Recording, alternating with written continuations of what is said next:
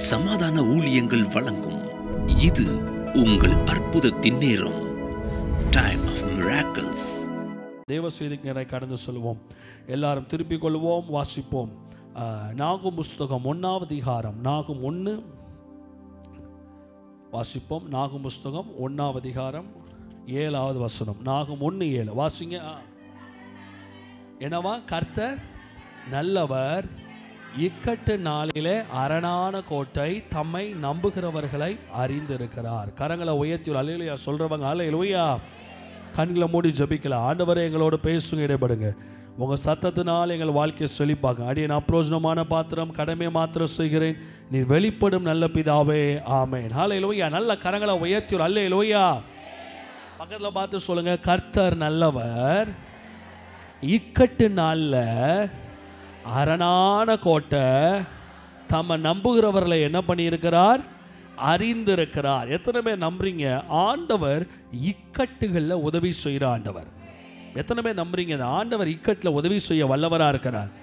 நிறைய பேர் வாழ்க்கையில் ஒரு செக் பாயிண்ட் வரும். ஐயோ, அடுத்து நம்ம என்ன செய்வது? அப்படி எத்தனை பேருக்கு வந்திருக்கு? கரங்களை தூக்கி காமிங்க பார்க்கலாம். எத்தனை பேருக்கு அப்படி வந்திருக்கு? அடுத்து என்ன செய்வது?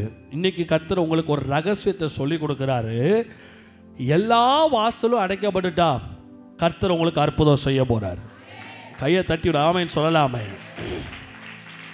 எல்லா கதவும் அடைக்கப்பட்டுட்டா ஆண்டவர் உங்களுக்கு எழும்பி வரப்போகிறார். நாகும் புஸ்தகம் சொல்லப்படுது, கர்த்தர் நல்லவர், இக்கட்டு நாளில் எப்படிப்பட்டவர்? அவர் அரணான கோட்டை, தம்மை நம்புகிறவர்களை என்ன பண்ணியிருக்கிறார்? இந்த இடத்துல உட்கார்ந்திருக்கிற நபர், நீங்கள் ஏதோ ஒரு இக்கட்டில் நீங்கள் மாட்டி கொண்டு இருக்கலாம். ஏதோ ஒரு இக்கட்டு, ஏதோ சம் கைண்ட் ஆஃப் ஒரு கடினமான இக்கட்டுக்குள்ளே நீங்கள் உட்கார்ந்துருக்கலாம். ஒரு ஸ்ட்ராங்கான ஒரு இக்கட்டு. பிரதர், பாஸ்டர், நான் ஒரு பொருளாதார இக்கட்டில் மாட்டிகிட்டு இருக்கிறேன். நான் பயங்கரமாக லோன் எடுத்துட்டேன். அடுத்து நான் எப்படி இந்த பணத்தை செலுத்துவது? பயங்கரமான இக்கட்டில் இருக்கிறேன்.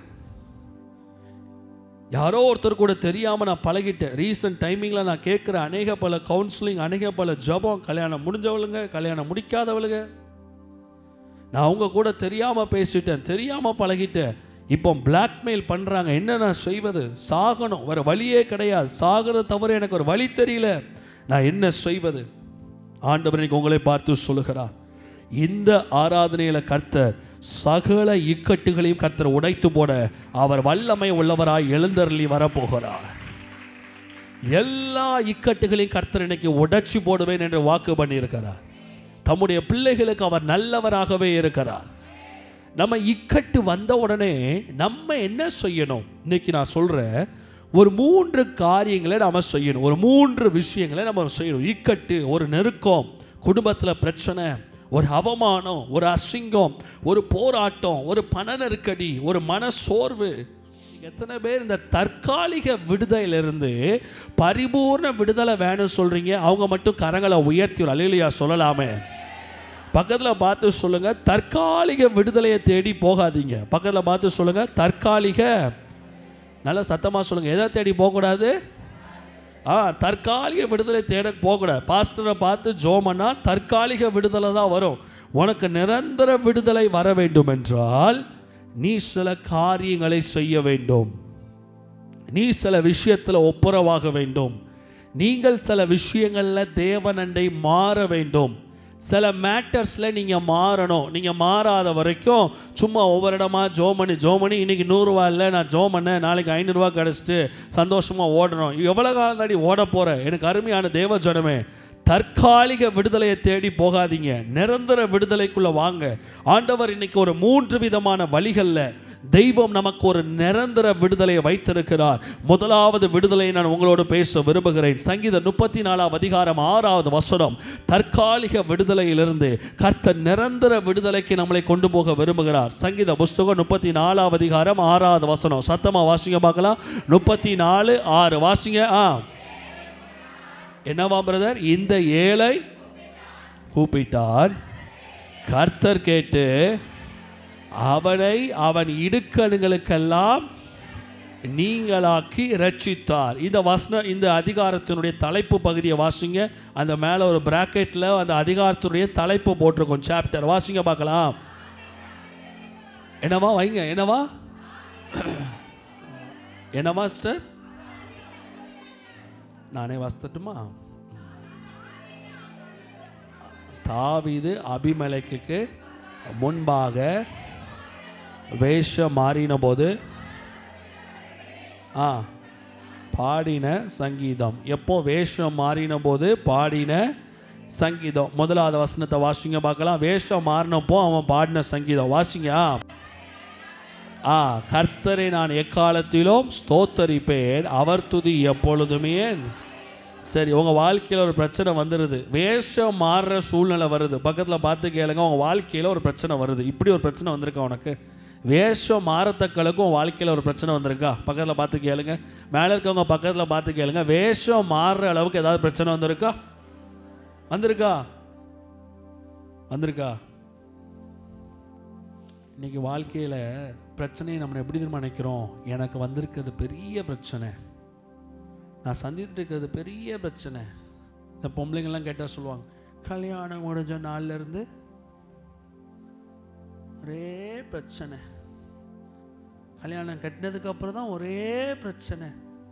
அந்த ஆம்பளை கேட்டால் சொல்லுவான், என்னைக்கு இவா கழுத்தில் தாலியை கட்டினோ நம்ம இதெல்லாம் பிரச்சனையே கிடையாது. ஒரு லெவல் பிரச்சனை இருக்குது. என்ன பிரச்சனைனா வேஷம். அப்படின்னா அவன் வேஷம் மாறலைன்னா செத்து போயிடுவான். ரோட்டில் கூட வெளியே போக முடியாது, எங்கேயும் எதையும் சாப்பிட முடியாது, எந்த தொழிலும் செய்ய முடியாது, சொந்த ஊரில் இருக்க முடியாது. வேஷம் மாறத்தக்க அளவுக்கு தாவீது வாழ்க்கையில் ஒரு பிரச்சனை இருந்துச்சு. அந்த தாவீது எப்படி இந்த பிரச்சனையிலேருந்து வெளியே வந்தான்? இன்னைக்கு அதை பற்றி தான் தியானிக்க போகிறோம்.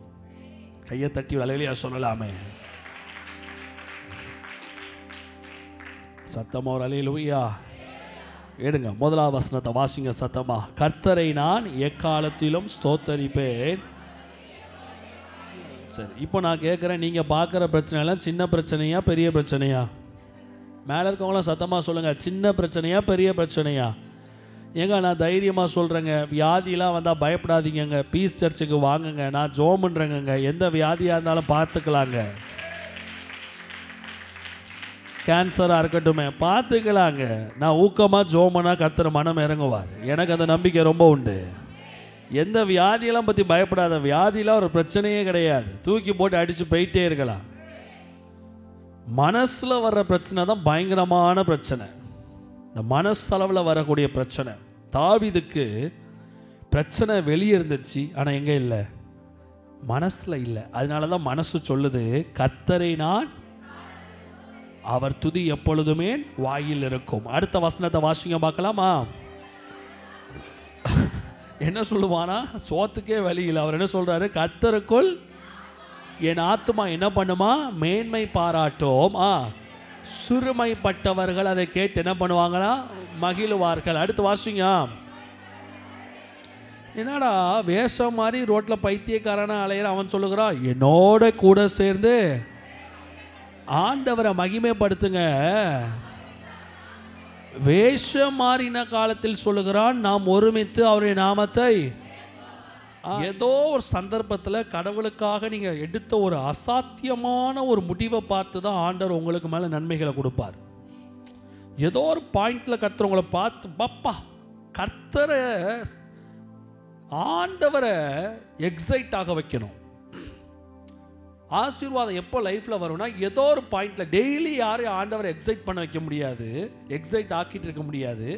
வாழ்க்கையில் ஒரு தடவையாவது கடவுளை வாவ், அந்த திமிர்வாத காரனை அந்த ஓட்டை பிரித்து எடக்கின உடனே இயேசு அவர்கள் விசுவாசத்தை பார்த்து வியந்து, ஒரு தடவையாவது வாழ்க்கையில் ஆண்டவரை எக்ஸைட் ஆக்கணும்.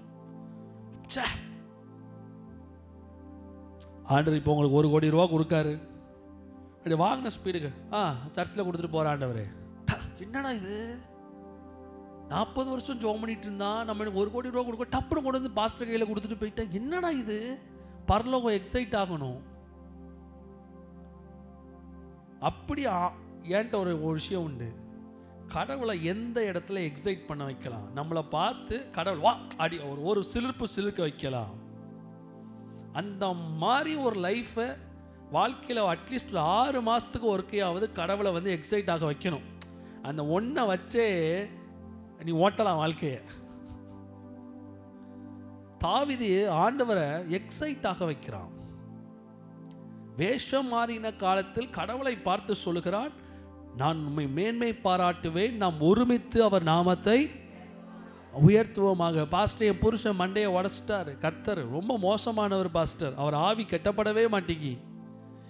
எக்ஸைட் ஆக வைக்கணும். எனக்கு சாப்பாடு இல்லாத காலங்களில் ஆண்டவரை நான் சந்தோஷமாக நன்றி செலுத்துவேன், மனசார நன்றி செலுத்துவேன். ஆண்டவரே, இந்த உணவு இல்லாத வாழ்க்கைக்காய் ஸ்தோத்திரம், சாப்பாடு இல்லையே ஸ்தோத்திரம், சாப்பாடு இல்லையே உமக்கு ஸ்தோத்திரம். அதை வந்து ஊம குத்து அணியாக சொல்லக்கூடாது, ஓர வஞ்சக அணியாக புகழக்கூடாது. மனசார ஆண்டவரே, இந்த தீமைக்காய் ஸ்தோத்திரம், கர்த்தரிடத்துல நன்மையை வாங்கியிருக்கிறேன், கர்த்தரிடத்தில் என்ன பெற்றுக்கொண்டு இருக்கிறேன், தீமையை நான் பெறுகிறேன், உமக்கு ஸ்தோத்திரம். ஆண்டவரை எக்ஸைட் பண்ண வைக்கணும். உங்கள் லைஃப்பில் இன்றைக்கி ஒரு டேர்னிங் பாயிண்ட்டை கர்த்தர் கொடுக்க விரும்புகிறார். மனசளவில் ஒரு தீர்மானம் எடுங்க. என்ன சூழ்நிலை ஆனாலும் சரி, கர்த்தரை நான் எக்காலத்தில் ஸ்தோத்தரிப்பேன், அவர் துதி எப்பொழுதும் என் வாயில் இருக்கும். எத்தனை பேர் கரங்களை தட்டி ஒரு அல்லேலூயா சொல்ல விரும்புகிறீங்க? 2 அடுத்த வசனம் சொல்லப்படுது, 4வது வசனம். திரும்ப வாசிங்க, 4வது வசனத்தை வாசிங்க. நான் கர்த்தரை தேடினேன், அவர் எனக்கு செவி கொடுத்து என்னுடைய. அப்போ தாவீதுக்கு இருந்தது பிரச்சனையா பயமா? பக்கத்தில் பார்த்து கேளுங்க, தாவீதுக்கு இருந்தது பிரச்சனையா பயமா? இப்போ நான் கேட்குறேன், உங்கள் வாழ்க்கையில் போய் கொண்டு இருக்கிறது பிரச்சனையா பயமா? பிரச்சனையினால் வருகிற பயம். இப்போ உங்களுக்கு இருக்கிறது பிரச்சனையா பயமா? நல்லா மேலே இருக்கவங்களாம் சத்தமாக கேளுங்க, உங்களுக்கு இப்போ இருக்கிறது பிரச்சனையா பயமா? இந்த இஎம்ஐ கட்டணும், கையில் காசு இல்லை, இப்போ உங்களுக்கு வரக்கூடியது இஎம்ஐ சந்திக்கப்படணுமா, இல்லை இஎம்ஐ கட்டாமல் போயிட்டோம்னா அது ஆயிரும் இது ஆயிரும் பயமா? ஏன்னா ஆசைப்பட்ட இஎம்ஐ கட்டுறோம், கடுப்பில் தான் எல்லாரும் கட்டுறீங்க. ஐயா வாங்குறானே, வட்டிக்கு மேலே வட்டி போட்டு வாங்குறானேன்னு சொல்லி தான் கட்டுறீங்க.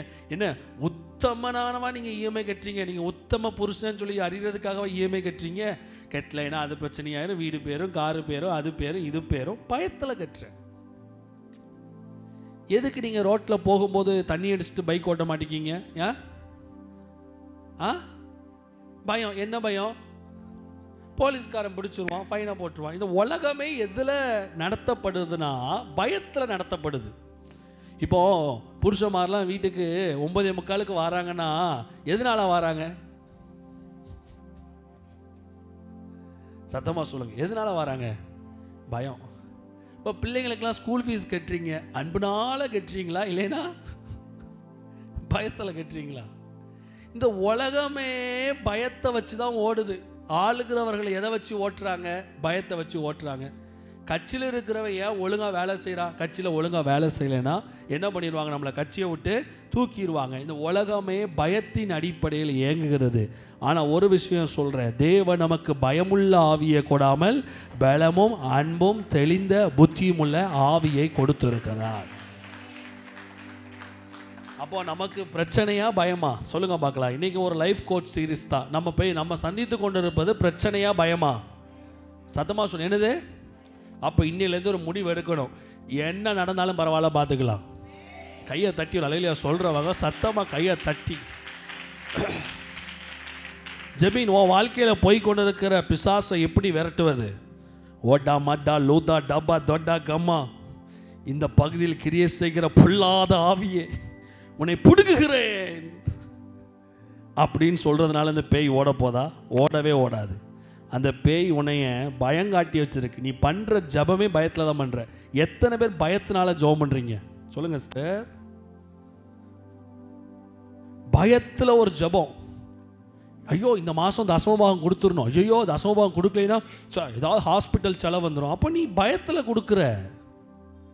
ஏன்? கிறிஸ்தவத்துக்கும் தேவனுக்கும் மனுஷனுக்கும் நடுவே பயம் இருக்கக்கூடாது. பயத்தில் டிரைவ் ஆகக்கூடாது. நீங்கள் பயத்தினால கர்த்தரை தேடக்கூடாது. அவர் என்னைக்கு உங்கள் மேலே பரிசுத்த ஆவியை ஊற்றினாரோ அன்னைக்கே உங்களுக்கு ஒரு அசட்டு தைரியம் வருது. அன்னைக்கு அந்த தாவீது போய் கோலியாத்தை பார்த்து 1-to-1 பேசுகிறான். முழு இஸ்ரவேல் ஜனங்களும் பயந்து நிற்காங்க.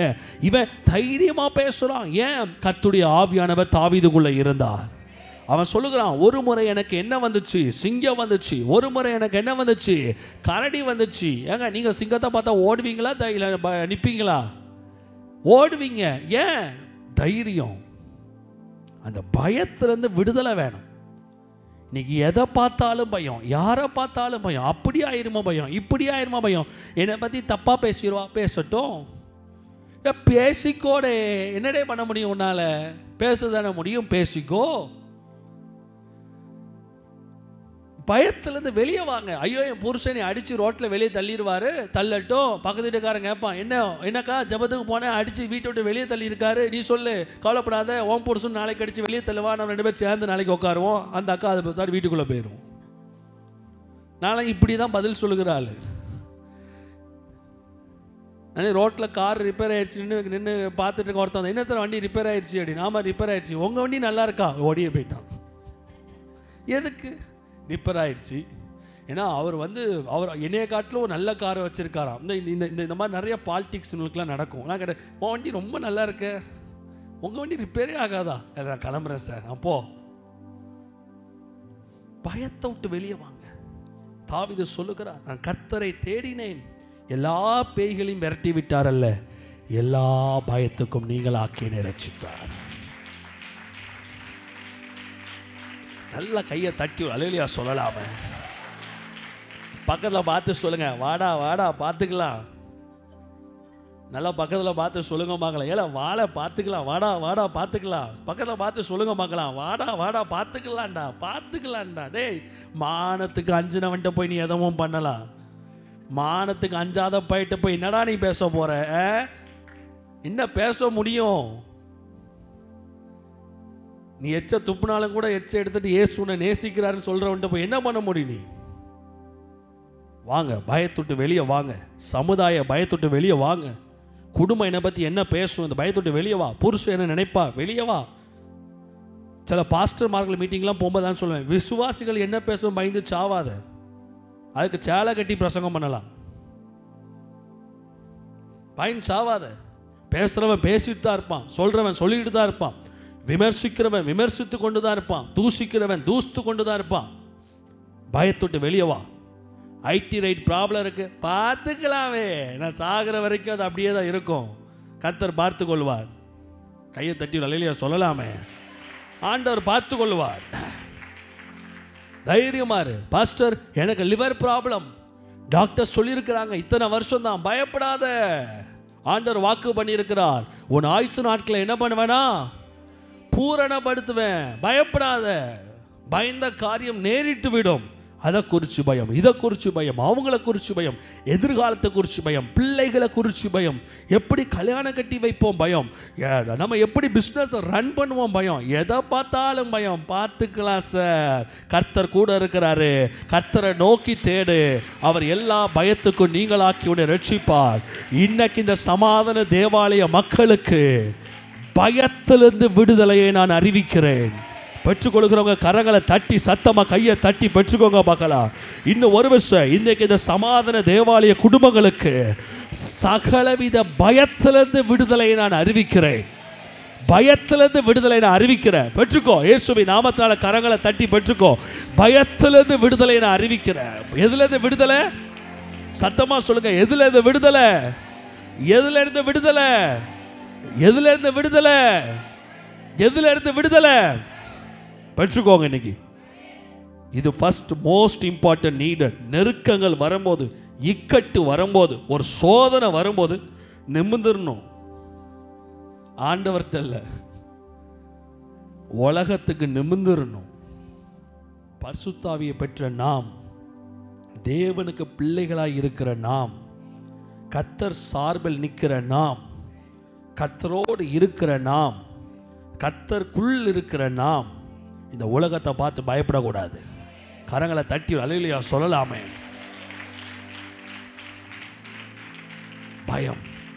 வேதம் சொல்லுது, கர்த்தர் என்னை எல்லா இக்கட்டுக்கும் நீங்களாக்கி என்னை ரட்சித்தார். அடுத்து ரெண்டாவது காரியத்தை நான் வாசிக்கிறேன், எடுங்க பார்க்கலாம். 1 ராஜாக்கள் புஸ்தகம் 2 நாளாகும் புஸ்தகம் 7:14 எடுத்து சீக்கிரம் வாசிங்க.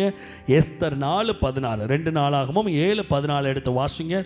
உபத்திரவங்கள் பிரச்சனைகள் வரும்போது அந்த பயத்தை ஃபர்ஸ்ட் பிரேக் பண்ணி விட்டுறணும், அதுக்கப்புறம் தான் ஜெபத்தையே ஆரம்பிக்கணும். வாசிங்க பார்க்கலாம். என் நாமம் தரிப்பிக்கப்பட்ட என் ஜனங்கள் தங்களை தாழ்த்தி ஜபம் பண்ணி என் முகத்தை தேடி தங்கள் பொல்லாத வழிகளை விட்டு. 4 பாயிண்ட் சத்தமா வாசிங்க பார்க்கலாம். தங்களை தாழ்த்தி, சத்தமா சொல்லுங்க பார்க்கலாம். என்ன பண்ணணுமா? தங்களை தாழ்த்தி ஜபம் பண்ணி, அடுத்து கர்த்தரை தேடி தங்கள் பொல்லாத வழிகளை விட்டு திரும்பினால். நீ இதெல்லாம் செய்தால், அடுத்த வசனம் சொல்லுது பாருங்க, அவர்கள், நல்ல சத்தமா வாசிங்க, அவர்கள் பாவத்தை மன்னித்து அவர்கள் குடும்பத்திற்கு ஆசீர்வாதத்தை கொடுப்பேன் என்று கர்த்தர் சொல்லுகிறார். 4 பாயிண்ட் சத்தமா சொல்லுங்க பார்க்கலாம். இந்த இடத்துல பிரச்சனையோடு இருக்கிறவங்களுக்கு உங்களுக்கு ஒரு சீக்கிரட்டை கற்றுத்தார. நீங்க என்ன செய்யணும் அப்படின்னா, உங்கள் ஆண்டவரை தேடுறதுக்கு முன்னாடி உங்களை தாழ்த்தி, சத்தமா சொல்லுங்க பார்க்கலாம், உங்களை என்ன பண்ணணுமா? தாழ்த்தி. அடுத்து என்ன பண்ணணுமா? சத்தமா சொல்லுங்க. ஜபம் பண்ணி, அடுத்து அடுத்து அவர் முகத்தை தேடி, அடுத்து இது ரொம்ப முக்கியங்க. நல்லா ஜெபம் பண்ணுவாங்க, நல்லா தாழ்த்துவாங்க. பிரச்சனைகள் வரும்போது டிசிஷன்ஸ் எடுக்க மாட்டானுங்க. ஏன்னா பாஸ்டர் ஜெபம் பண்ணுறாருல, சர்ச்சு ஜெபம் பண்ணுதில்ல. when you face a problem you should take a decision in your life. ஒரு தீர்மானம் உன் வாழ்க்கையில் எடுக்கணும். ஆண்டவரே, இந்த பிரச்சனைக்கு இந்த விஷயம் காரணமாக இருக்கும் என்றால் இந்த காரியத்தில் பொல்லாத வழிகளை விட்டு நான் மனம் திரும்புகிறேன். ஆண்டவரே, மனம் திரும்புதல் விடுதலையை கொண்டு வரும். கரங்களை உயர்த்தி அல்லேலூயா சொல்லலாமே. நீங்கள் எப்படியும் வாழலாம், எப்படியும் இருக்கலாம், என்னமோ செய்யலாம். கர்த்தரை ஆசீர்வதிப்பார். சர்ச்சுக்கு போகிறேன், பாஸ்டர்கிட்ட ஜெபிக்கிறேன், நான் தசமபாகம் கொடுப்பேன். You can't go to the next level. நீங்கள் அடுத்த கட்டம் போக முடியாது. உங்கள் லைஃப்பில் ஆண்டவர் சில விஷயங்களுக்கு பதில் தரணும்னா உங்களை தாழ்த்தணும். உங்களுக்குள்ள இயற்கையாகவே ஒரு தாழ்மை இருக்க வேண்டும். தாழ்மை, ஹலோ ஹியர் மை வேர்ட், சத்தமாக கேளுங்க. தாழ்மை இருக்க வேண்டும். என்ன இருக்கணும்? தாழ்மை இருக்கணும். உங்கள் ஜெபத்தில் தாழ்மை இருக்கணும். ஆண்டவர் சமூகத்துக்கு போகும்போது உங்களை தாழ்த்தணும். ஆமென். சில திமிர் பிடித்தவர்களை நான் பார்த்திருக்கிறேன். ஜெபத்தில் கூட தன்னை தாழ்த்த மாட்டானுங்க. ஒரு சொட்டு கண்ணீர் கண்கள் இருந்து வராது, மனசு உடைய மாட்டாங்க. ஆண்டவரே, இந்த பிரச்சனை, இந்த விடுதலையை தாருன்னு சொல்றதுக்கு பதிலாக இந்த பிரச்சனைக்கு காரணங்களையும் காரணமானவர்களையும் சொல்லிட்டு இருப்பாங்க. ஆண்டவரே, அவங்க காரணம், இவங்க காரணம். உங்களை தாழ்த்துங்க. ஆண்டவரே, ஏதோ ஒரு பரம்பரை சாபோ எங்கள் வாழ்க்கையில், என் வாழ்க்கையில் கிரியேட் செய்தப்பா. ஏதோ நெகமியா சொன்ன மாதிரி நானும் என் தகப்பன் வீட்டாரும் நாங்கள் என்ன பண்ணியிருக்கிறோம்? ஆண்டவரே, பாவம் செஞ்சிருக்கிறோம். ஏதோ ஒரு பாவத்தின் பலன், பிகாஸ் ஆஃப் தட் பாவம் 17 தலைமுறை தாண்டி என்ன தொடரலாம். ஏதோ இங்க மூதாதையர்கள் செய்தது என் வாழ்க்கையில் ஏதோ ஒரு குழப்பத்தை ஏற்படுத்துது. ஏதோ சம்திங் என் வாழ்க்கையை அஃபெக்ட் பண்ணுது. நான் சொல்லுவேங்க, புருஷன் பொண்டாட்டி வாழ்க்கையில் பிரச்சனைகள் வருது, நீங்கள் நினைப்பீங்க புருஷன் தான் காரணம்னு சொல்லி. நான் உங்களுக்கு ஒரு ரகசியத்தை சொல்லுகிறேன். ஆனால் நல்லா பார்த்தீங்கன்னா எல்லா காரணத்துக்கும் புருஷன் நினைப்பாங்க பொண்டாட்டிமார்.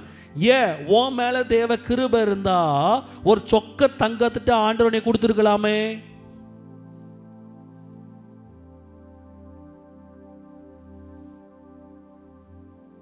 உங்க பரம்பரை சிங்கிள் டிராப் கூட நீங்க சும்மா ஒன்றும் பேசக்கூடாது.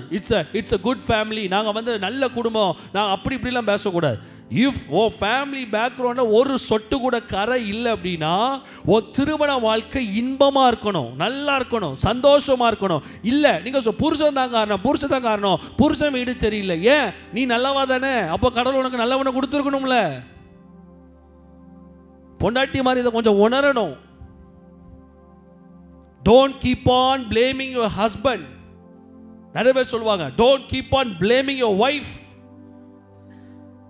இந்த புருஷன் பரம்பரை நல்ல பரம்பரையா இருந்துச்சுன்னா கண்டிப்பா கர்த்தர் அவனுக்கு எப்படி கொடுத்துருப்பாரு? ஒரு நல்ல ஏதோ திருக்கும் கேடுமுள்ள ஒரு கோஷ்டி ரெண்டா சேர்ந்து ஒன்னா சேர்ந்துருக்குன்னா ஏதோ ஒன்று கரெக்டாக தான் ஆண்டவர் பேலன்ஸ் பண்ணி கொடுக்குறார். God is balancing the curses. In sometimes many people will be on that same balancing. அந்த சாபத்திலிருந்து வெளியே வர்றதுக்கு வழியை தேட மாட்டான், தாழ்த்தி பேலன்ஸ் பண்ணுவான். அந்த பேலன்ஸ் பண்ணுற டெக்னாலஜி தான் அது. அவர் அப்படி தான் பாஸ்டர், அவர் அப்படி இருக்கிறதுனால என் பிள்ளைக்கு ஒரு பவுனும் சேர்க்க முடியாது. இது சாபண்டி. ஏதோ மூதாதையர்கள் வீட்டில் ஒரு சொட்டு தங்கம் கூட இருக்க மாட்டேங்கி. ஏன் தங்கம் பொம்பளை நீ தானே போட போற, உன் கழுத்துக்கு தானே வரமாட்டிக்கி. ஏன் உன் கழுத்துக்கு வரமாட்டிக்கி, ஏன் உன் கழுத்துல இருந்து நிற்க மாட்டிக்கி? ஏதோ ஒரு சாபம், உன் பெண் வீட்டில இருந்து வரக்கூடிய சாபங்கள். உடனே சொல்லுவாங்க அவர் தான் போய் எல்லாத்தையும் அடகு வச்சு அழிச்சுறார். நீ நல்லா வாழக்கூடாது என்பதற்காக உன் பரம்பரை சாபம் உன் புருஷனுக்குள்ள வேலை செய்யுது. டோன்ட் பேலன்ஸ் த கர்சஸ் லைஃப்ல. சாபத்தை லைஃப்ல பேலன்ஸ் பண்ண பார்க்காதீங்க. ஒருத்தருக்கு ஒருத்தர் தாழ்த்தி சாபத்தை உடைங்க. கையை தட்டி அலையிலியா சொல்றவங்க சத்தமா கையை தட்டி அலையிலியா சொல்லலாமே. இன்னைக்கு நான் பேசி கொண்டு இருக்கிற வார்த்தையா எத்தனையோ பேருக்கு இந்த வார்த்தை தீர்க்க தரிசனமா போய் கொண்டு இருக்கிறத நான் பார்க்கிறேன். எத்தனையோ கணவன் மனைவி இருதயத்துக்குள்ள போய் கொண்டு இருக்கிறது. தாழ்த்துங்க, உங்களை தாழ்த்தி ஜெபிங்க ஆண்டவர்கிட்ட. ஏதோ இதனால தான் ஆண்டவரேன்னு சொல்லி ஜெபிங்க ஆண்டவர்கிட்ட. இன்னைக்கு உங்களை தாழ்த்தி பொல்லாத வழிகளை விட்டு மனம் திரும்பினால், சத்தமா சொல்லுங்க, எதை விட்டு மனம் திரும்பணுமா? வலது கையை உயர்த்தி எல்லாரும் சொல்லுங்க, எதை விட்டு மனம் திரும்பணுமா பிரதர்? என்ன வழியை விட்டு மனம் திரும்பணுமா பிரதர்? உங்க பிள்ளைங்க நல்லா இருக்கணும்னா நீங்க என்ன பண்ணணும்? ஜோம் பண்ணக்கூடாது. மண்ணில் இருக்கிற எங்கள் பிதாவே என் பிள்ளையை ஆசீர்வதியும் அப்படிலாம் ஜோம் பண்ணாலும் கதைக்காகாது. நீ பொல்லாத வழிகளை விட்டு மனம் திரும்பினால் என் பிள்ளைங்கள் ஆசீர்வாதமா இருப்பாங்க. மனம் திரும்ப சபையே. உன் வாழ்க்கையில் அநேக கட்டங்களில் நீ நல்ல முடிவெடுக்க வேண்டிய தருணங்கள் நிறையா இருக்குது. நிறைய காரியங்கள் விஷயங்களை நீ பொல்லாத வழிகளை விட்டு நீ மனம் திரும்ப வேண்டும் என்று கர்த்தர் விரும்புகிறார். இவைகள் எல்லாம் செய்தால் கர்த்தர் இக்கட்டிலிருந்து நீங்களாக்கி உன்னை ரட்சித்து உன் இக்கட்டிலிருந்து பாதுகாத்து உன் தேசத்துக்கு கர்த்தர் சேமத்தை கொடுப்பேன் என்று சொல்லுகிறார். கரங்களை தட்டி அல்லேலூயா சொல்றவங்க சத்தமா கையை தட்டி ஒரு அல்லேலூயா சொல்லுங்க பார்க்கலாம். எஸ். அடுத்து எஸ்தர் புஸ்தகம் 4வது அதிகாரம் 16வது வசனத்தை எடுத்து சத்தமாக வாசிங்கள். எஸ்தர் புஸ்தகம் 4வது அதிகாரம் 16வது வசனம் சத்தமா வாசிங்க பார்க்கலாமா? Make it fast. போய் சூசானில் இருக்கிற யூதரை எல்லாம், அப்போ குளம் காப்பாத்தாது, டேகு காப்பாத்தாது, கிறிஸ்டியன் அப்படிங்கிற டேக் உங்களை காப்பாத்தாது. அதான் இந்த வசனம் சொல்லுது. யூதரை எல்லாம் வாசிங்க, கூடி வர செய்து. சத்தமா வாசிங்க. என்னவா சிஸ்டர்? 3 நாள் அல்லும் பகலும் புசியாமலும் குடியாமலும் இருந்து எனக்காக உபவாசம் பண்ணுங்கள். நானும் என் தாதிமாரும். ஆமாம் பாஸ்டர், நீங்களும் சிஸ்டரும் எப்படியாய்களும் எங்களுக்காக உபவாசம் பண்ணுங்க. நான் திருட்டு பைய ரோட்டு வழியாக சிகரெட் அடிச்சுட்டு நான் கஞ்சா அடிச்சுட்டு நான் வருவேன்னு இந்த 3 நாளில் கர்த்தருக்கு அற்புதம் செய்யணும். அசிங்கமாக சொல்லிடுவேன்.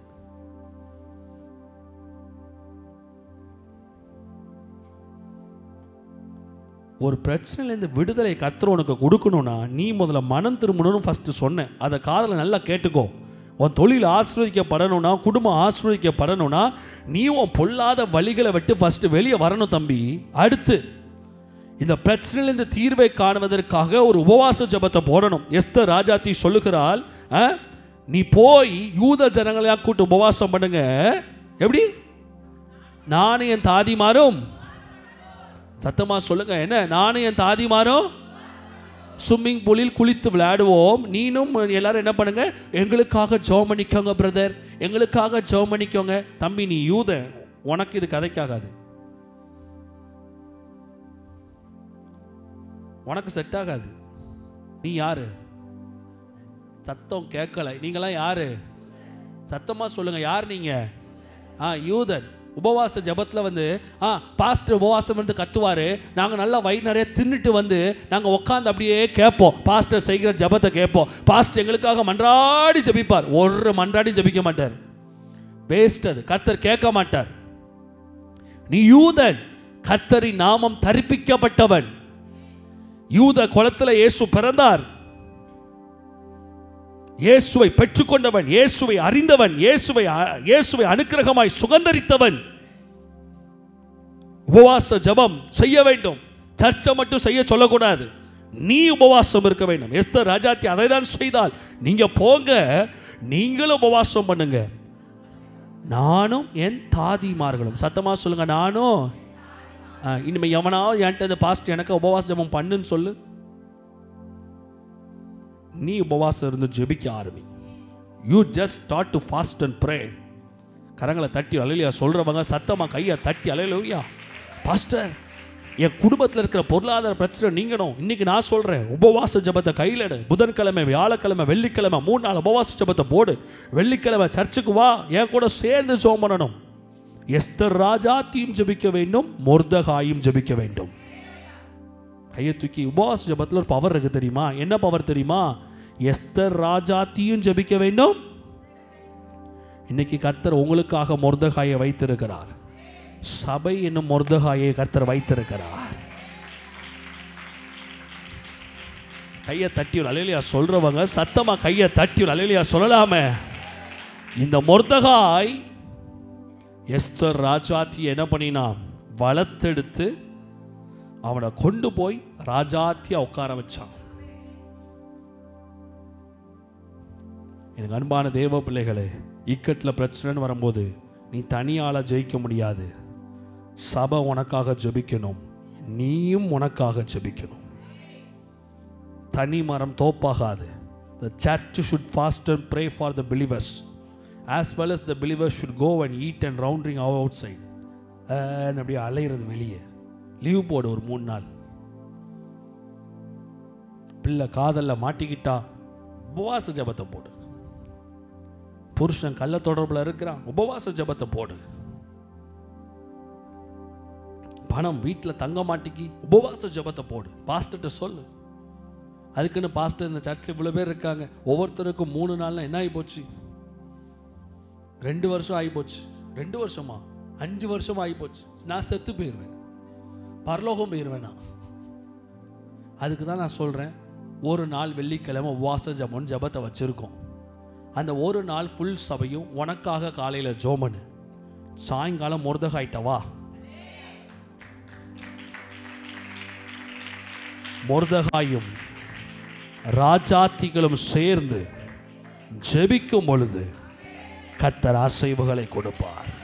கையை தட்டி அல்லேலூயா சொல்றவங்க சத்தமா நல்ல கரங்களை தட்டி, மேலே இருக்கவங்களாம் பக்கத்தில் பார்த்து ஒரு அல்லேலூயா சொல்லலாமே. பக்கத்தில் பார்த்து கேளுங்க. சர்ச்சுக்கு வந்து 6 மாதம் ஆயிட்டா, பக்கத்தில் பார்த்து சொல்லு. சர்ச்சுக்கு வந்து 6 மாதம் ஆயிட்டா, பக்கத்தில் பார்த்து சத்தமாக கேளு. நான் முடிக்க போகிறேன். சர்ச்சுக்கு வந்து 6 மாதம் ஆயிட்டா, நல்லா பக்கத்தில் பார்த்து சத்தமாக கேளுங்க. சர்ச்சுக்கு வந்து 6 மாதம் ஆயிட்டா. ஞான ஸ்நானம் எடுத்தாச்சா? கம்யூனியன் எடுத்தாச்சா? உபவாச ஜெபம் இருக்க பழகணும். இல்லை உபவாச ஜெபம் இல்லாத சபையை பார்த்து ஓடிடணும், இடத்த காலி பண்ணி.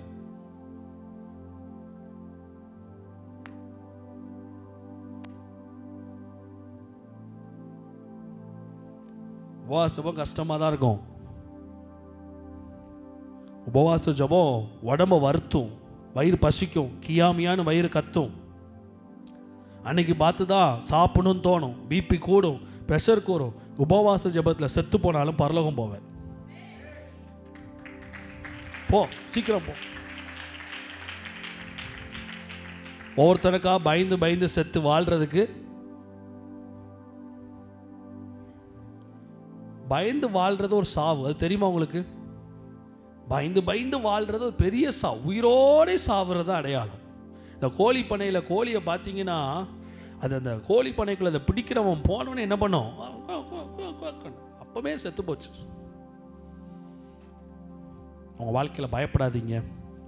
2வது ஒரு காரியத்தை சொல்றேன், உங்களை தாழ்த்தி ஜெபிங்க. பொல்லாத வழிகளை விட்டு வெளியே வந்து என் லைஃப்பில் மாற்றத்தை கொண்டு வரேன்னு சொல்லி ஜெபி. சிகரெட் அடிக்கிற நீ சிகரெட்டை தொடமாட்டேன்னு பொருத்தனை பண்ணி ஜெபி. கர்த்தர் உனக்கு 100 பவுன் போட்டு பொண்ணை கொண்டு வருவார். திருட்டு பையலுக்கு எதுக்கு அவ்வளோ காசு? 100 பவுனையும் சிகரெட்டு குடிப்பான். அவனும் கர்த்தர் பார்த்து தான் கொடுப்பார். தண்ணி அடிக்கிற பையலுக்கு கவர்மெண்ட் ஜாப் அடிக்கிற பொண்டாடி மாதிரி கிடைக்க மாட்டாங்க, கிடைக்கக்கூடாது. இந்த பையன் என்ன பண்ணுவான்? இன்னைக்காவது 200 ரூபாய்க்கு தண்ணி அடிக்காம பிறகு ஏடிஎம் கார்டை வாங்கி நீ how much you make yourself get valued. இது ரொம்ப ரகசியம். அடுத்த வாரம் நான் எடுக்க போகிறேன். இதை உங்களை எவ்வளவு தூரம் தகுதி உள்ளவர்களாக மாற்றுறீங்களோ அதுக்கு ஏற்றவாறு உங்களை எல்லாம் தேடி வரும்.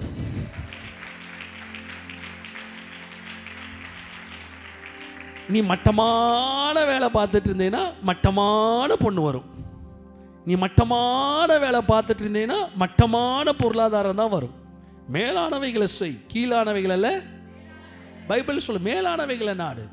உன்னை தரம் எவ்வளோ தூரம் நீ கேவலம் கட்டவனா உன்னை நீ ஆக்குறியோ அவ்வளோ தூரம் உன் பொருளாதாரம், உன் வாழ்க்கை, உன் பிஸ்னஸ் எல்லாம் கேவலமானதாக மாறும். எவ்வளோ தூரம் உன்னை நீ நல்லா உருவாக்குறியோ அவ்வளோ தூரம் சுற்றி இருக்கிறதெல்லாம் நல்லா உருவாகும்.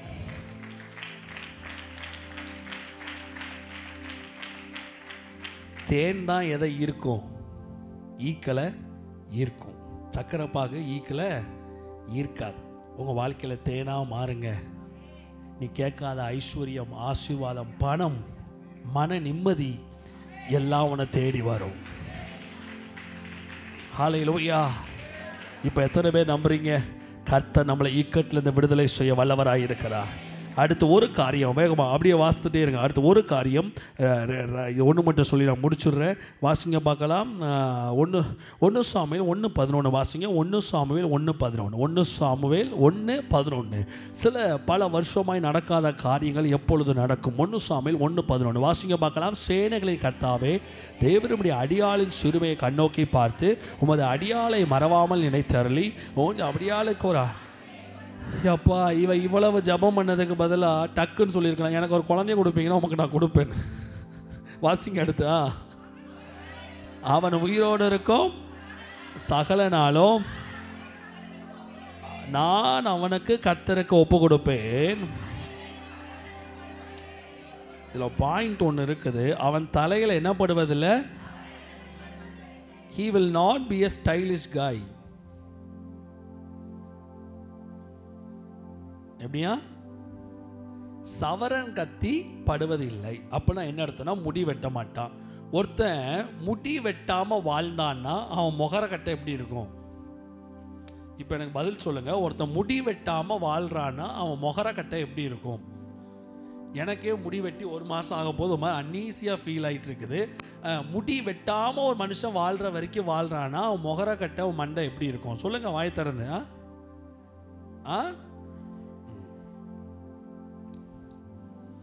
அந்த காலத்தில் இதெல்லாம் ஒரு தியாகம், இதெல்லாம் ஒரு பெரிய சாக்ரிஃபைஸ். ஆண்டவருக்காக நசரேயர்கள் பண்ணி கொள்கிற ஒரு மகா பெரிய ஒரு சாக்ரிஃபைஸாக கருதப்பட்ட சவரங்கத்தி படுவதில் குழந்தைய கொடுப்பது பெரிய விஷயம் இல்லை. அந்த குழந்தைய சவரன் கத்தி படுவதில்லை என்று சொல்லி அப்படியே என்ன அர்த்தம்னா, இந்த உலகத்தின் காரியங்கள் என் பிள்ளைக்கு மேலே என்ன பண்ணுவதில்லை, செயல்படுவதில்லை. சின்ன வயசுலேருந்து நான் பிள்ளையை கர்த்தருக்கு ஒப்பு கொடுப்பேன். நிறைய பேரை பார்த்துருக்குறேன். பாஸ்டர் என் பையனை ஊழியத்துக்கு ஒப்பு கொடுத்துட்டேன், ஆனால் நான் சர்ச்சுக்கு கூட்டிகிட்டு வரும்போது மட்டும் நான் அவனை ரவுடி பையன் மாதிரி கூப்பிட்டு வருவேன். பாஸ்டர் என் பிள்ளையை நான் ஊழியத்துக்கு ஒப்பு கொடுத்துருக்கேன் பாஸ்டர், நல்ல ஊழியக்கார மாப்பிள்ளையா பாருங்கள், எங்கே அவங்க பிள்ளைய சண்டே சர்ச்சுக்கு காணும், அவள் நீட்டுக்கு போயிருக்கா பாஸ்டர். சவரங்கத்திக்கு ஊழியத்துக்கு ஒப்பு கொடுத்துட்டா சவரங்கத்தி படக்கூடாது. அவன் ஊழியத்துக்கு தான் ரெடி ஆகணும். ஆண்டவர் ஊழியத்துக்கு கொடுத்துட்டானா ஊழியத்துக்கு தான் ரெடி ஆகணும். அது என்ன பாஸ்டர், அது நான் அவனை அப்புறம் 12th முடிச்சோடனே ஊழியத்தானே ஒப்பு கொடுத்தீங்க, என்ன பண்ண போறீங்க அடுத்து? அவன் ஒரு டிகிரி படிச்சுட்டு அதுக்கப்புறம் ஊழியம் செய்யலாமான்னு யோசிக்கான். சரி டிகிரியும் படித்து முடிச்சுட்டான், இப்போ அடுத்து என்ன பண்ண போறீங்க? நான் இப்போ என்ன யோசிக்கன்னா, டிகிரி படித்து முடிச்சுட்டா அப்படியே ஒரு கிராஜுவேட் ஒரு பிஜி பண்ணி முடிச்சிட்டான்னா அவனுக்கு நல்ல ஊழியம் செய்யலாம்ல. சரி பிஜி பண்ணி முடிச்சாச்சு, அடுத்து என்ன பண்ண போறீங்க? அவனுக்கு ஒரு உலக அனுபவம் வேண்டாமா? ஒரு வருஷம் வேலை பார்க்கட்டுமே, போய் தொலைஞ்ச சவரங்கத்தி எடுத்துட்டு.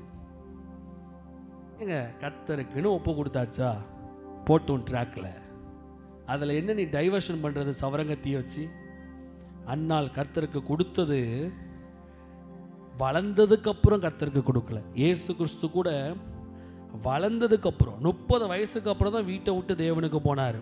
ஆனால் அன்னால் பால் மறந்த குழந்தையை கர்த்தருக்கு கொடுத்தாள்.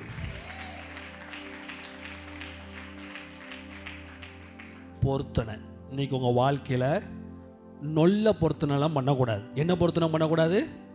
நொல்ல பொருத்தனை. ஆண்டவரே எனக்கு இந்த வேலையில் இந்த பிரச்சனை சரியாக்கும், ரிட்டையர் ஆனதுக்கப்புறம் பாஸ்டர் கூட சேர்ந்து நான் வந்து ஊழியம் பண்ணுவேன். இந்த ஜபத்தை கேட்டு இப்படி ஒரு பொருத்தனை பண்ணுவானுங்க. இப்போ பண்ணுவானுங்க 10 நிமிஷத்தில். கர்த்தருக்குன்னு செய்கிற பொருத்தனை பக்காவாக இருக்கணும். ஆண்டவரே எனக்கு இந்த பிரச்சனையை சரி பண்ணி கொடுத்தீங்கன்னா நான் வந்து எல்லா பிரச்சனையும் சரியாகி எல்லா கடனும் அடைச்சி முடிச்சு நான் வந்து எல்லா வட்டியும் கொடுத்து முடிச்சு நான் வந்து எல்லா நகையும் திருப்பி முடிச்சு நான் வந்து எல்லா கார் லோனையும் திருப்பி முடிச்சு கடைசியில் 1100 ரூபா இருக்குமா, அதை நான் கர்த்தருக்கு கொடுக்குறேன். ஆண்டவரே பொருத்தனைகளை கேட்கிறவரே வானத்தை அசையுமையா. போயா காமெடி பீஸ். கர்த்தருக்கு கொடுக்கிறது பெஸ்ட்டாக கொடுக்கணும், ஃபஸ்ட்டாக கொடுக்கணும், சிறப்பானதை கொடுக்கணும். என் லைஃப்பில் இந்த பிரின்சிபல் உண்டு. பொறுத்துனா நான் எப்படி தெரியுமா பண்ணுவேன்? எனக்கு இந்த விஷயம் நடக்கணும் ஆண்டவரே, நான் உங்களுக்கு ஒரு 2 லட்ச ரூபா தருவேன்னா அந்த விஷயம் நடக்கிற வரைக்கும் வெயிட் பண்ணிகிட்டு இருக்க மாட்டேன். நான் செஞ்சு முடிச்சுட்டு நான் பண்ண வேண்டியதை பண்ணிட்டேன், இஷ்டம் இருந்தால் பண்ணும். தைரியமாக போய் பேசலாம் ஆண்டவர்கிட்ட. நம்ம ஆட்கள் எதை எடுத்தாலும் கர்த்தருக்கு செய்யணும்னா அன்னாள் மாதிரி செய்கிறது கிடையாது. ஒரு பெத்த தாய்க்கு இன்றைக்கி என் பிள்ளை இன்றைக்கி 7 வயசு முடியுது, ஹாஸ்டலில் கொண்டு விட சொன்னால் கூட விட முடியாது. ஏன்? ஒரு பிள்ளைய வச்சுருக்கிறேன். பால் மறந்த குழந்தைய கொண்டு போய் சர்ச்சுக்கு விட்டுட்டு அந்த பிள்ளை தாய் அந்த இடத்த விட்டு கிளம்பும் போது சாமுவேல் அழுதுருப்பானா கதறி இருப்பானா? அழுதுருப்பான், கதறி இருப்பான், மண்ணில் உருண்டிருப்பான், சுகவீனமாயிருப்பான். ஆமேன். ஆண்டவருக்காக கல் நெஞ்சானால். அண்ணாளை பற்றி ஒரு இடத்துல நான் பேசினேன், அந்த இடமே அழுது உருகிட்டாங்க. அண்ணாள் கல் நெஞ்சானால். ஆபிரகாம்கிட்ட ஆண்டவர் ஒரு தடவை பிள்ளையை கேட்டார், அண்ணாளிடம் நிரந்தரமாய். கல் நெஞ்சு. பிள்ளை அழுதுருக்கும், பிள்ளை கூப்பாடு போட்டிருக்கும், பிள்ளை கத்திருக்கும், அம்மா அம்மா அம்மா ஏன் விட்டுட்டு போறேன்னு சொல்லியிருக்கும். எல்கானா அவன் நல்ல பணக்கார மாதிரி தெரியுது, நல்ல வசதி படைச்சவன் தெரியுது, நல்ல வீட்டில் இருந்திருப்பான், நல்ல இதில் இருந்திருப்பான். இங்கே ஊழியத்துக்கு வந்தால் ஒட்டக ஓலை குடிசையாக இருந்திருக்கும், ஆசரிப்பு கூட இருந்தான். அந்த காலத்தில் தேவாலயம் கட்டப்படலை, கீழே மண்ணாதான் இருந்திருக்கும். அங்கே நல்ல வீட்டில் வாழ்ந்திருப்பான், நல்ல ஸ்டேட்டஸாக இருந்திருப்பான். இங்கே ஊழியத்துக்கு வந்தால் ஸ்டேட்டஸ் இருக்காது, நல்ல வீடு இருக்காது, நல்ல இடம் இருக்காது. அவனே தான் கர்த்தர் இஸ்ரவேல் தேசத்தில் தீர்க்கதரிசியாய் வைத்து, நான் சொல்றேன், அனாயிட்டிங் இஸ் நாட் ஃப்ரீ. அபிஷேகம் ஃப்ரீ கிடையாதுங்க. ராஜாக்களை அபிஷேகம் பண்ணுகிற அபிஷேகம். கையை தட்டி அல்லேலூயா சொல்லுங்களேன். இப்போ நான் கேட்குறேன், ஜெபத்தில் அபிஷேகம் பொத்துட்டு வருமா, இல்லை நீங்கள் செய்கிற நடவடிக்கையில் பொத்துட்டு வருமா? How much you make your ஆண்டவருக்கு முன்னாடி எவ்வளவு ஜீவ பலியா உன்னை கரைக்கியோ அந்த அளவுக்கு அபிஷேகம் இறங்கி வரும். விட்டுட்டு போனா அதுக்கப்புறம் இவன் லெவலே மாறிச்சு. விடும்போது ஓலை குடிசை, விடும்போது மண் தர.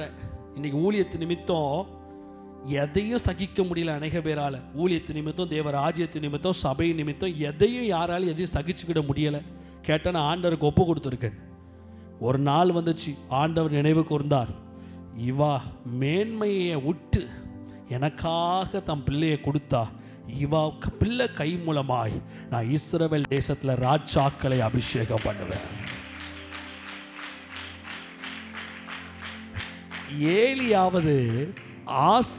ஏலியாவது மக்கள்கிட்ட காணிக்க வாங்கினான், சாமுவேல் ராஜாக்கள்கிட்ட வாங்கினான். பக்கத்தில் பார்த்து சொல்லுங்க, பொருத்தனை பண்ண உருப்படியாக பண்ணு. பக்கத்தில் பார்த்து சத்தமாக சொல்லுங்க பார்க்கலாம், பொருத்தனை பண்ண உருப்படியாக பண்ணணும். சத்தமாக சொல்லுங்க, பெஸ்ட்டாக பண்ணணும், சூப்பரானதை பண்ணணும், விலையேறப்பட்டதை பண்ணணும். சத்தமாக சொல்லுங்க, விலையேறப்பட்டதை பண்ணணும், சிறப்பானதை பண்ணணும். பொருத்துரை ஜபம் காரியங்களை ஆசீர்வாதமாய் முடித்து தரும். எத்தனை பேர் கரங்களை தட்டி ஒரு ஆமேன்னு சொல்ல விரும்புறீங்க? 3 காரியங்களை உங்களுக்கு முன்னாடி நான் சொல்லியிருக்கிறேன். பயத்தை வெளியேற்றுங்க. எதை வெளியேற்றுங்க?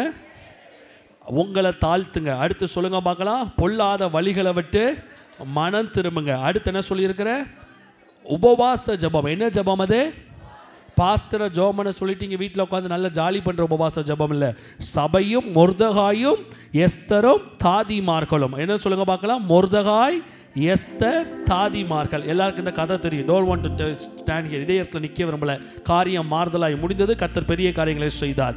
அடுத்து 4வது காரியம் சொல்லுகிறேன். உங்கள் வாழ்க்கையில் பொருத்தனை ஜபம். என்ன ஜபம் அது? நான் உலகத்தில் ரொம்ப அடிக்கடி ஈஸியாக முடிச்சுட்டு போகிற ஒரு ஜபம் என்ன தெரியுமாங்க? பொருத்தனை ஜபம். ஆண்டவர் இதை செய்யுங்க, நான் இதை செஞ்சுருவேன், நீங்கள் இதை செய்யுங்க. ஆனால் நீங்கள் வாயை திறந்து சொல்கிறது கொஞ்சம் நல்ல இதாக சொல்லணும். ஆண்டவர்கிட்ட கதை விடக்கூடாது. 5 மணிக்கு எஞ்சி நான் ஜோம் பண்ணுவேன். ஏன்னா நீ 5 மணிக்கு எஞ்சி என்ன ஆக போகுது? நீங்கள் செய்கிற பொருத்தனையினால ஆண்டவருக்கு ஏதாவது லாபம் வரணும். God kingdom and God should be get profited from your பொருத்தனை. ஆண்டவரே நான் அதை பண்ணுறேன். ஆண்டவருடைய ராஜ்யம் பிரயோஜனப்படணும். அன்னால் பிள்ளையை பொருத்தனை பண்ணினால் இஸ்ரவேல் ஜனங்களுக்கு பிரயோஜனமாய் மாறினது. ஆண்டவருடைய வார்த்தை வெளிப்பட்டது. தேவ நாம மகிமைப்பட்டது. கரங்களை தட்டி அல்லேலூயா சொல்லலாமே. பக்கத்தில் பார்த்து சொல்லுங்க, இந்த சவரங்கத்தியெல்லாம் விட்டுருங்க. பக்கத்தில் பார்த்து சொல்லுங்க பார்க்கலாம், இந்த சவரங்கத்தி பொருத்தனைலாம் விடுங்க. எனக்கு என்ன பொருத்தனை இது? சவரங்கத்தி பொருத்தனை. அப்படியே நைஸாக பட்டும் படாமல், வெட்டியும் வெட்டாமல், அந்தும் ஆக்காமல், சவரங்கத்தி படாமனா இந்த உலகத்தின் உலகம் அதை சப்ரஸ் பண்ணாமல், இந்த உலக காரியங்கள் அவங்க வாழ்க்கையில் பெருசாக இல்லாமல், பிள்ளையே கொடுத்துட்டா வேற பிள்ளை அழகாக இருந்தானே அசிங்கமாக இருந்தானே. அன்னால் பொருத்தனை பண்ணுறா. பிள்ளையே கொடுக்க போகிறோம், அந்த பிள்ளை அழகாக இருந்தானே அசிங்கமாக இருந்தான்னு. எனக்கு அன்பான தேவ பிள்ளைகளே, இதுதான் நம்மளை தாழ்த்தி தேவ சமூகத்தில் நிற்கக்கூடிய பொருத்தனைகள். பொருத்தனை செய்யுங்கள், கர்த்தர் அசைவுகளை ஏற்படுத்துவார். கரங்களை தட்டி அல்லேலூயா. அன்பானவர்களே, இந்நிகழ்ச்சியின் மூலம் நீங்கள் ஆசீர்வதிக்கப்பட்டிருப்பீர்கள் என்று நம்புகிறோம். நீங்களும் எங்களோடு இணைந்து கர்த்தரை ஆராதிக்க விரும்பினால் எங்களது ஞாயிறு ஆராதனை நேரம் 1ஆம் ஆராதனை காலை 9 மணிக்கும் 2ஆம் ஆராதனை மாலை 6 மணிக்கும் நடைபெறுகிறது. வியாழக்கிழமை தோறும் மாலை 7 மணி அளவில் துதியினால் விடுதலை பிரார்த்தனை நடைபெறும். தெய்வீக சுகம், பிசாசின் கட்டிலிருந்து விடுதலை, தொழில் ஆசீர்வதிக்கப்பட, துல்லியமான தீர்க்க தரிசன வார்த்தை நிறைவாய் பெற்றிட அனைவரையும் அன்புடன் அழைக்கிறோம். எங்களது ஆலய முகவரி சமாதான தேவ ஆலயம், பால்பாண்டி நகர், மில்லர்புரம், தூத்துக்குடி. எங்களது அலைபேசி எண் 8109679995. கர்த்தர் தாமே உங்கள் அனைவரையும் ஆசீர்வதிப்பாராக. This program is exclusively produced and brought to you by Peace Ministries, Tuticorin, Tamil Nadu, India.